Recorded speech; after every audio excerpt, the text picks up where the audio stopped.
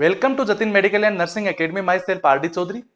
आज की वीडियो में अपन बात करेंगे नर्सिंग ऑफिसर एग्जाम जो अभी हुआ था, नॉर्सेट का एग्जाम 8 सितंबर 2020 को, उसके पेपर के बारे में बात करेंगे।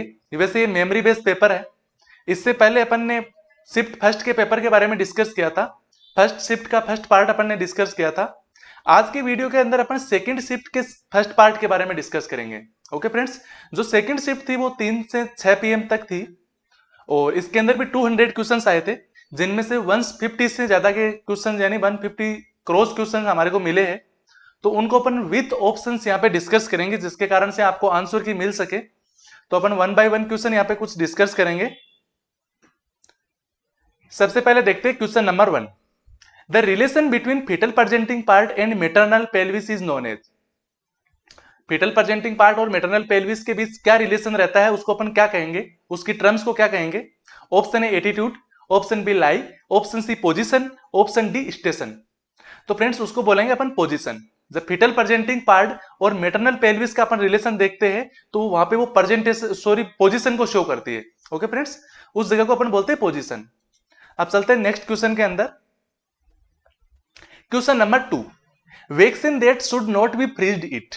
ऐसी कौन सी वैक्सीन है जिसको फ्रीज करने की जरूरत नहीं होती है। Option A BCG, option B polio, option C MMR, option C DPT and DT यानी डिप्थेरिया पर्ट्यूसिस टिटनेस या फिर डिप्थेरिया और टिटनेस। तो इसका करेक्ट आंसर है ऑप्शन डी, यानी जो डीपीटी वैक्सीन होती है इसको फ्रीज करने की जरूरत नहीं होती है। अदरवाइज बीसीजी, पोलियो, एमएमआर ये सभी लाइव वैक्सीन है और लाइव वैक्सीन को फ्रीजर के अंदर रखने की जरूरत होती है। ओके फ्रेंड्स, इसकी पेटेंसी को मेंटेन रखने के लिए इसको फ्रीजर में रखना पड़ता है, बट जो डीपीटी और डीटी है उसको फ्रीजर में रखने की जरूरत नहीं होती है। अब चलते हैं नेक्स्ट क्वेश्चन के अंदर। Question number 3। Which vaccine given to form blister and heals by itself and forms permanent scar mark after administration is। ऐसी कौन सी वैक्सीन है जिसको एडमिनिस्टर करने के बाद वहां पे ब्लिस्टर फॉर्म होता है और वो सेल्फ हीलिंग भी हो जाता है, यानी अपने आप हीलिंग होने के बाद वहां पे एक परमानेंट स्कार मार्क बन जाता है, यानी वहां पे एक ऐसा निशान बन जाता है जो परमानेंटली लाइफ टाइम उसके लिए रहता है। मोस्टली सभी लोग इसको जानते हैं क्योंकि बीसीजी तो सबको लगा ही होगा। Option A BCG, option B MMR, option C DPT and DT, option D polio. तो इसका करेक्ट आंसर है बीसीजी। बीसीजी लगने के बाद उसको लाइफ टाइम स्कार मार्क रहता है। ओके फ्रेंड्स, अब चलते हैं नेक्स्ट क्वेश्चन के अंदर। Question number 4। Identify the conjugate measured in the picture. यहां पे आपको डायग्राम दिखाई दे रहा है। इस डायग्राम के अंदर एक एरो का निशान दिखाई दे रहा है। ये एरो का निशान कौन से डायमीटर को शो करता है। यहाँ पे इस डायग्राम के अंदर पेल्विक का डायमीटर मेजरमेंट कर रहा है। ये एग्जामिनर है, जो एग्जामिनर अपने फिंगर से पेल्विक का डायमीटर मेजरमेंट कर रहा है। बट इस क्वेश्चन में पूछा जा रहा है कि यहाँ पे जो एरो का निशान है, इस एरो के निशान के बीच कौन सा डायमीटर है, ये किस डायमीटर को मेजर कर रहा है इस प्रोसेस के द्वारा। Option A obstetric conjugate, option B diagonal conjugate, option C true conjugate, option D none of the above. तो फ्रेंड्स यहाँ पे जो पेल्विस का जो डायमीटर मेजर कर रहा है ये क्या है, ये डायगोनल कॉन्जुगेट है। ओके फ्रेंड्स, वैसे भी काफी सारे एग्जाम्स के अंदर आया हुआ है, सिंपल क्वेश्चन है। अब चलते हैं नेक्स्ट क्वेश्चन के अंदर। Question number 5। A post LSCS women passes 400 ml urine in past 24 hours. Option A oliguria, option B polyuria, option C anuria, option D haematuria. ये भी बहुत simple question है। एक post LSCS women है, वो 24 hours के अंदर 400 ml से भी कम यूरिन पास करती है, तो उस टर्म को अपन क्या बोलेंगे।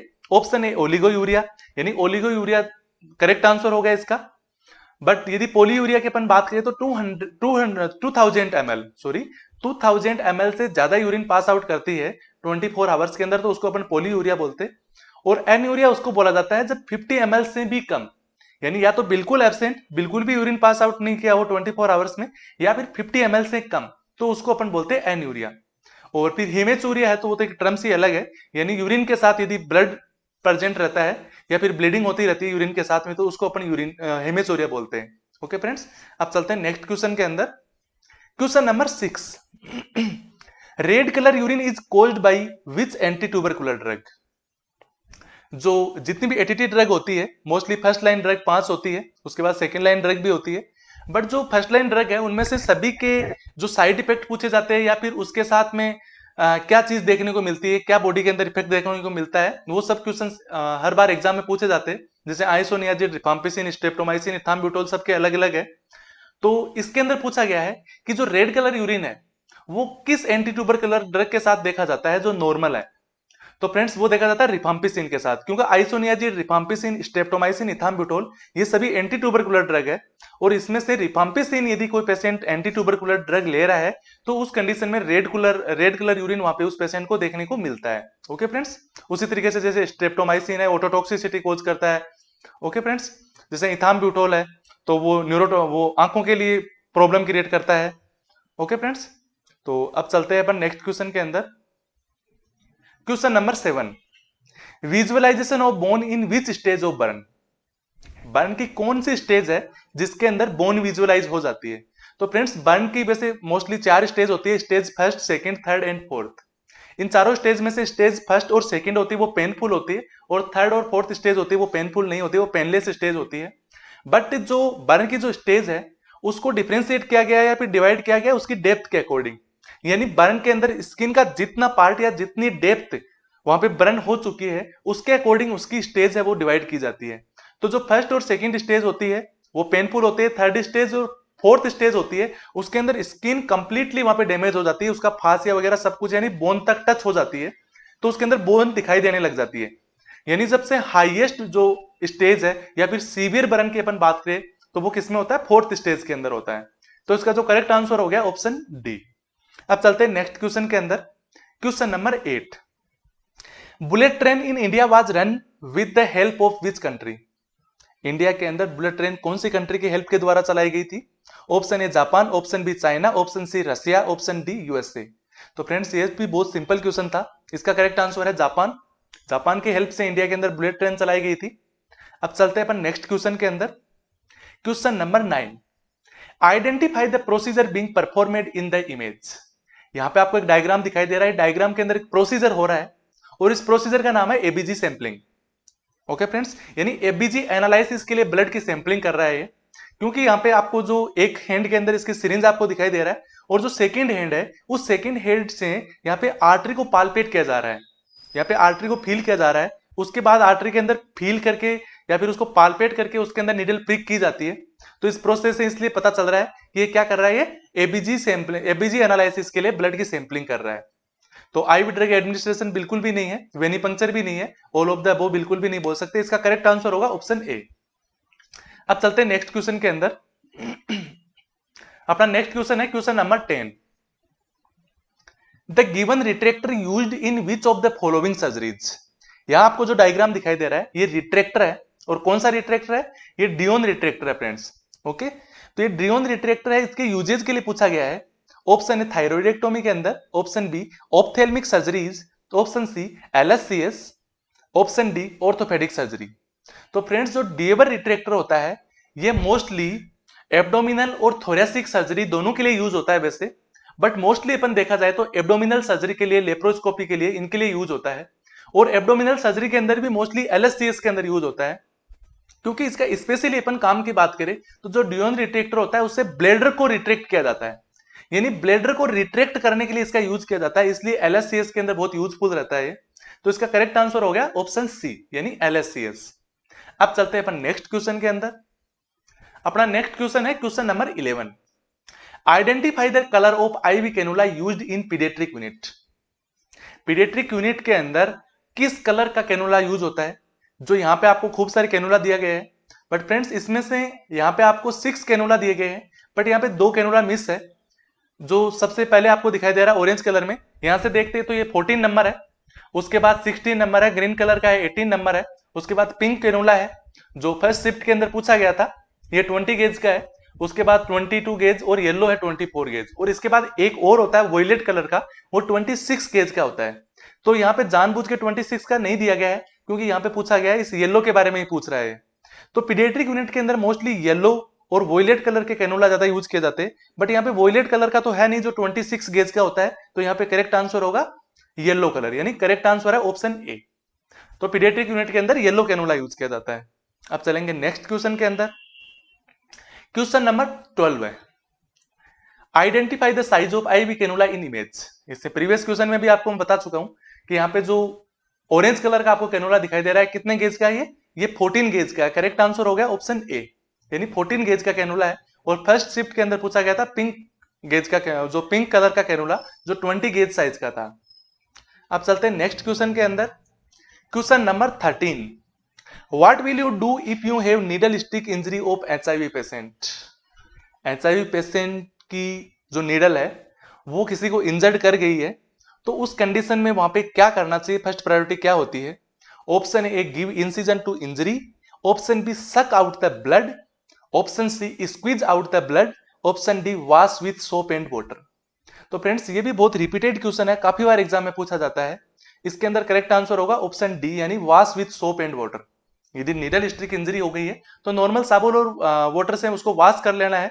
इसके अलावा वहां पे कोई इंसिजन लगाने की जरूरत नहीं है, उसको सक भी नहीं करना है, उसको स्क्वीज भी नहीं करना है। ओके फ्रेंड्स, तो इसका करेक्ट आंसर हो गया ऑप्शन डी। अब चलते हैं नेक्स्ट क्वेश्चन के अंदर। Question number 14, a 28-year-old premi-gravida patient comes to ANC OPD, how many additional kilocalorie will you recommend? ANC OPD यानी एंटेनेटल क्लिनिक ओपीडी। एक की 28 ईयर की प्रेमी ग्रेविडा फीमेल है जो एंटेनेटल क्लिनिक पर ओपीडी के अंदर आती है, दिखाने के लिए, कंसल्टेशन के लिए आती है। तो उसको क्या रिकमेंड करेगा डॉक्टर या हेल्थ केयर वर्कर कि उसको जो नॉर्मल एनर्जी जितनी लेती थी उससे एडिशनल कितनी लेने की जरूरत है। तो इसका करेक्ट आंसर है ऑप्शन बी यानी 300 किलो कैलोरी उसको एडिशनल एनर्जी की जरूरत पड़ेगी। वैसे अभी एग्जैक्ट की अपन बात करें तो 350 किलो कैलोरी एडिशनल जरूरत होती है प्रेगनेंसी के अंदर और 500 होती है लेक्टेशन के अंदर। यानी जो लेक्टेटिंग मदर होती है उसको नॉर्मल जो उसकी डाइट के अकॉर्डिंग नॉर्मल उसकी एनर्जी चाहिए होती है, उससे एडिशनल 500 किलो कैलोरी लेनी पड़ती है। बट यहाँ पे 350 ऑप्शन में नहीं होने के कारण से अपन ऑप्शन बी यानी 300 किलो कैलोरी यहाँ पे आंसर मानेंगे इसका। अब चलते हैं नेक्स्ट क्वेश्चन के अंदर। Question number 15, which is the most appropriate nursing action for 32 year female patient diagnosed with bipolar affective disorder. 32 year की फीमेल पेशेंट है, बाइपोलर अफेक्टिव डिसऑर्डर यानी डायग्नोस हुआ है उसका, तो उसके लिए सबसे ज्यादा अप्रोप्रिएट नर्सिंग प्रायोरिटी क्या रहेगी या नर्सिंग एक्शन क्या रहेगी। ऑप्शन ए यूज फिजिकल रेस्ट्रेंट, बिल्कुल भी नहीं करते, रेस्ट्रेंट तो किसी भी प्रकार का नहीं होता है। जो ऑप्शन सी में यूज केमिकल रेस्ट्रेंट, ये भी नहीं करते हैं। ओके फ्रेंड्स, यानी बाइपोलर डिसऑर्डर का पेशेंट है, यदि किसी भी साइकेट्रिक यूनिट का पेशेंट है तो उसको रेस्ट्रेंट तो किया ही नहीं जाता है। फिर ईसीटी भी नहीं देंगे क्योंकि बाइपोलर डिसऑर्डर के अंदर मेनिया और डिप्रेशन दोनों देखने को मिलता है, इसलिए अकेला वहां पे डिप्रेशन होता है तो वहां ईसीटी दी जा सकती है, बल्कि मेनिया के अंदर ईसीटी नहीं दी जाती है, तो ईसीटी भी बिल्कुल नहीं देंगे। तो यहाँ पे करेक्ट आंसर है ऑप्शन बी यानी स्टेब्लिश क्लियर बाउंड्रीज। उसको किसी भी प्रकार का वहां पे अदर प्रकार से उसको जो बाउंड्रीज रहेगी उसको क्लियर रखेंगे, यानी उसके माइंड के ऊपर ओवर एक्टिविटीज का जो लोड है वो बिल्कुल नहीं आने देंगे। तो इसका जो करेक्ट आंसर हो गया ऑप्शन बी। अब चलेंगे नेक्स्ट क्वेश्चन के अंदर। Question number 16, the pelvis shape has the poorest prognosis from vaginal delivery. Friends, जो फीमेल पेल्विक होती है वो 4 टाइप्स की बताई गई है, 4 टाइप्स की होती है, एंड्रोइड, गायनेकोइड, प्लेटिपोइड, एंथ्रोपोइड। जो ऑप्शंस के अंदर दिए गए ये 4 प्रकार की फीमेल पेल्विस होती है। तो इस क्वेश्चन में पूछा गया है कि पुअरेस्ट प्रोग्नोसिस किसमें है, यानी सबसे डिफिकल्ट डिलीवरी कौन सी या किस प्रकार की पेल्विस में देखने को मिलती है। तो जो सबसे पहले तो अपन देखें तो गायनेकोइड पेल्विस होती है, वो सबसे फेवरेबल पेल्विस होती है और सबसे सुटेबल होती है। फेवरेबल और सुटेबल होती है यानी उसके ऊपर इजीली नॉर्मल डिलीवरी हो सकती है। उसके बाद प्लेटिपोइड और एंथ्रोपोइड पेल्विस होती है, इनके अंदर थोड़ी बहुत कॉम्प्लिकेशंस होती है, बट यहां से भी नॉर्मल डिलीवरी हो सकती है, बट पुअरेस्ट प्रोग्नोसिस नहीं बोल सकते इसको। बट जो एंड्रॉइड पेल्विस होती है इसके अंदर पुअरेस्ट प्रोग्नोसिस होती है। वैसे तो या तो इसमें से नॉर्मल डिलीवरी होती नहीं है, और होती है तो बहुत ही डिफिकल्ट होती है, उसकी प्रोग्नोसिस बहुत ही कम होती है। ओके फ्रेंड्स, तो इसका करेक्ट आंसर हो गया ऑप्शन ए। अब चलते हैं नेक्स्ट क्वेश्चन के अंदर। क्वेश्चन नंबर 17, यहां पे जो डायग्राम दिखाई दे रहा है ये आपको फर्स्ट शिफ्ट के अंदर भी आया था। फ्रेंड्स, मैंने आपको प्रीवियस जो पेपर अपन ने डिस्कस किया था फर्स्ट शिफ्ट का, उसमें भी बताया था कि जो नॉर्थ सेट का जो पेपर आया है उस दोनों जो शिफ्ट का पेपर था, दोनों का पेपर इक्वल था, यानी उनका जो वेटेज था सब्जेक्ट का वो सेम था। यानी जिसके अंदर जिस भी क्वेश्चन को पूछा गया था, तो जैसे ओबीजी से जितने क्वेश्चंस फर्स्ट शिफ्ट के अंदर आए थे उतने ही सेकंड शिफ्ट में आए थे, साइकेट्री के जितने उसमें आए थे उतने ही उसमें आए थे। यानी पेपर का अपन यदि देखें तो बिल्कुल इक्वल पेपर था। ऐसा नहीं बोला जा सकता कि एक पेपर हार्ड था या फिर एक पेपर सिंपल था। यानी एक तरह से वेटेज देखा जाए तो जो पर सब्जेक्ट का वेटेज था वो भी सेम था, उसके साथ ही साथ पर जो टॉपिक होता है, यानी जो इंपोर्टेंट टॉपिक होते हैं, उनमें से यदि फर्स्ट शिफ्ट के अंदर कोई क्वेश्चन था तो उसी टॉपिक में से सेकंड शिफ्ट में भी क्वेश्चन था। तो जो टॉपिक का भी जो वेटेज था वो दोनों पेपर के अंदर सेम रखा गया है। दिस ड्रग यूज टू, यहाँ पे जो डायग्राम दिखाई दे रहा है इसके अंदर पूछा गया है कि इस ड्रग का use, option A decrease pain, option B decrease swelling, option C decrease secretion, option D increase secretion. तो फ्रेंड्स जो पैरासिटामोल होती है मोस्टली वैसे एंटीपायरेटिक होती है, बट ये एनाल्जेसिक भी होती है। बट यहाँ पे एंटीपायरेटिक के लिए कुछ भी नहीं पूछा गया है। वैसे फीवर को भी रिड्यूस करती है जो फर्स्ट शिफ्ट के अंदर पूछा गया था, पर सेकंड शिफ्ट के अंदर फीवर के बारे में या टेम्परेचर डाउन करने के लिए कुछ भी नहीं लिखा हुआ है, यहाँ ऑप्शन नहीं है। तो यहाँ उसको अपन बोलेंगे डिक्रीज पेन, यानी एक तरह से एनाल्जेसिक और एंटीपायरेटिक दोनों होती है ये। तो यहाँ करेक्ट आंसर हो गया ऑप्शन ए। अब चलते हैं नेक्स्ट क्वेश्चन में, क्वेश्चन नंबर 18, काफी इंपॉर्टेंट क्वेश्चन है। ट्रम गोसिपिबुमा मीन्स, यानी गोसिपिबुमा एक ट्रम है, इस ट्रम का मीन क्या होता है, इसकी मीनिंग पूछी गई थी। वैसे एक नई टर्मिनोलॉजी थी एक तरह से, बहुत सारे स्टूडेंट को नहीं आई होगी है। Option A tumour in head, option B tumour in abdomen, option C during surgery foreign material left inside the body, option D during surgery accidentally body organ damage inside the body. तो इसका correct answer है option C, यानी जब surgery के दौरान कोई भी प्रकार का फॉरेन मटेरियल बॉडी के इनसाइड कैविटी में रह जाता है तो उसको अपन बोलेंगे गोसिफाइबोमा। जैसे सर्जरी के दौरान जो स्पंज होता है, स्वाब होता है, इस तरह की चीजें बॉडी कैविटी के अंदर रह जाए और उसके बाद स्टिच लगा दिया जाए तो उस तरह की चीज को अपन बोलेंगे गोसिफाइबोमा। ओके फ्रेंड्स, अब चलते हैं नेक्स्ट क्वेश्चन के अंदर, question number 19, pregnant lady with code presentation in what is nursing priority. एक प्रेग्नेंट लेडी है जो कोड प्रेजेंटेशन के साथ में आती है, तो उसके अंदर नर्सिंग प्रायोरिटी क्या रहेगी। Option A give Trendelenburg position, option B give reverse Trendelenburg position, option C inform to HCP, option D gently push the cord. तो फ्रेंड्स यहाँ पे ऑप्शन बी और डी तो बिल्कुल करना ही नहीं है, ये तो बिल्कुल कॉन्ट्रा इंडिकेटेड होते हैं, क्योंकि रिवर्स टेंडलबर्ग तो उसके ऊपर उल्टा इफेक्ट करेगी, तो वो तो ज्यादा डेंजरस है। और जेंटली पुश भी नहीं करना है, बट जो हेल्थ केयर प्रोवाइडर को इन्फॉर्म करना है वो सेकंड प्रायोरिटी होगा, और फर्स्ट प्रायोरिटी होगा यहाँ पे टेंडलबर्ग पोजीशन। यानी जब कोड प्रेजेंटेशन के लिए लेडी आती है तो सबसे पहले तो उसको टेंडलबर्ग पोजीशन देनी है, उसके बाद हेल्थ केयर प्रोवाइडर को यानी एचसीपी को इन्फॉर्म करना है। तो जो ऑप्शन सी है वो सेकंड प्रायोरिटी होगा और ऑप्शन ए है वो फर्स्ट प्रायोरिटी रहेगा। तो करेक्ट आंसर ऑप्शन ए। अब चलते हैं नेक्स्ट क्वेश्चन के अंदर, क्वेश्चन नंबर 20, ये भी बहुत इंपॉर्टेंट क्वेश्चन है। What is the cerebral perfusion pressure, जिसको अपने सीपीपी भी बोला जाता है, if BP is 90/60 and ICP is 18। तो यहां पे पूछा गया है कि सीपीपी निकालना है और जब उसका बीपी 90/60 और आईसीपी 18 है तो उस कंडीशन में, तो फ्रेंड्स सीपीपी निकालने का एक फॉर्मूला है, CPP is equal to MAP minus ICP. But यहां पे सीपीपी निकालने के लिए अपने को क्वेश्चन के अंदर बीपी दिया गया है और आईसीपी भी दिया गया है, बट यहाँ पे मेप नहीं दिया गया है। तो सीपीपी निकालने के लिए सबसे पहले अपने को मेप निकालना पड़ेगा, यानी मीन आर्टेरियल प्रेशर निकालना पड़ेगा। जब अपने पास मीन आर्टेरियल प्रेशर होगा तो ही अपन इसके अंदर सीपीपी निकाल पाएंगे। तो और जो मेप निकालने का फॉर्मूला होता है वो होता है MAP is equal to systolic blood pressure plus 2 multiply by diastolic blood pressure. Okay friends, और इसको अपन 3 से डिवाइड कर देंगे उसके बाद। तो मेप निकालने के यहाँ सिस्टोलिक बीपी दिया गया 90 है, और उसको फिर 2 उसके अंदर प्लस करेंगे, 2 से मल्टीप्लाई करेंगे किसको, जो डायस्टोलिक बीपी है। डायस्टोलिक बीपी 60 है, तो 60 को 2 से मल्टीप्लाई किया अपन ने, मल्टीप्लाई किया तो 120 आ गया, और 120 प्लस 90 ये कितना हो गया 210, यानी 210 हो गया, जिसको अपन 3 से डिवाइड कर देंगे तो 70 mmHg आ गया। तो यहाँ पे मेप कितना हो गया 70 mmHg। अब अपन सीपीपी यहाँ पे निकालेंगे, तो सीपीपी के लिए मेप माइनस आईसीपी, तो 70 माइनस 18, तो यहाँ पे कितना आ गया इज इक्वल टू 52, यानी 52 mmHg यहाँ पे आंसर आ गया।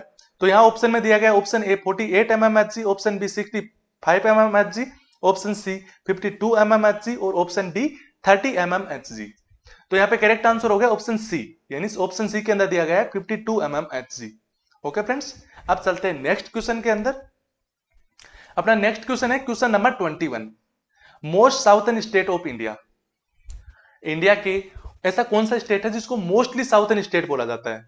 वैसे तो 5 स्टेट है फ्रेंड्स जो साउथर्न स्टेट बोला जाता है, 5 स्टेट है, इसके साथ में यूनियन टेरिटरीज भी है जो पांडिचेरी है, और पुडुचेरी के साथ ही साथ दमन एंड दीव भी है, वो भी साउथर्न स्टेट के अंदर ही आता है। बट साउथर्न स्टेट 5 ही है, इसके साथ में यूनियन टेरिटरीज आ गया, दमन एंड दीव आ गया, वो सब चीजें भी आती है। बट इसके अंदर जो 5 स्टेट दिए गए हैं, जो कर्नाटका, केरला, तमिलनाडु और आंध्र प्रदेश, 4 तो यहाँ पे दिए गए हैं आपको, तो इनमें से सबसे मोस्ट साउथर्न स्टेट कौन सा होगा? तो इसका करेक्ट आंसर है ऑप्शन सी, तमिलनाडु। फ्रेंड्स यहाँ पे यदि ऐसा पूछा जाता कि सबसे बड़ा साउथर्न स्टेट कौन सा है, तो उसका आंसर वैसे कर्नाटक होता, बट यहाँ पे यदि मोस्ट साउथर्न स्टेट पूछा गया है तो वो होगा तमिलनाडु, क्योंकि ये जो साउथर्न स्टेट यानी जो साउथ एरिया है उसके अंदर सबसे ज्यादा एरिया को कवर करता है, यानी एक तरह से बॉर्डर पे है। और आप यदि इसके नक्शे में देखोगे तो सबसे बड़ा ऊपर से नीचे तक एक तरह से बहुत ही बड़ा एरिया जो बाउंड्री का अपने बॉर्डर का एरिया है इंडिया का, उस एरिया को कवर करता है, इसलिए मोस्ट साउथर्न स्टेट बोला गया है इसको। ओके फ्रेंड्स, और यदि सबसे बड़ा साउथर्न स्टेट पूछा जाए तो वहां पे आंसर आएगा कर्नाटका। ओके फ्रेंड्स, अब चलते हैं नेक्स्ट क्वेश्चन के अंदर। Question number 22, third planet from the sun, option A Venus, option B Mars, option C Earth, option D Jupiter. तो इसका करेक्ट आंसर है अर्थ, यानी सूर्य से तीसरा ग्रह कौन सा है? तो वहां से है पृथ्वी यानी अर्थ। अब चलते हैं नेक्स्ट क्वेश्चन के अंदर। Question number 23, Rafale jet come from which country? Rafale jet कौन सी कंट्री से आए थे? शायद ये क्वेश्चन भी सबको आता ही है, बहुत सिंपल क्वेश्चन है।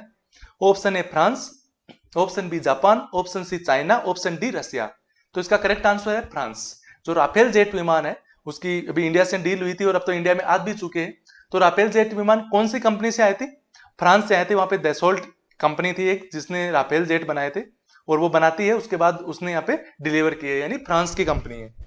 अब चलते हैं नेक्स्ट क्वेश्चन के अंदर। अपना नेक्स्ट क्वेश्चन है question number 24, after remove of NG tube from patient is discarded in which colour of bag? Option A yellow, option B red, option C black, option D blue. तो friends इसका correct answer होगा red, यानी जो plastic material होता है वो सारा red के अंदर डाला जाता है।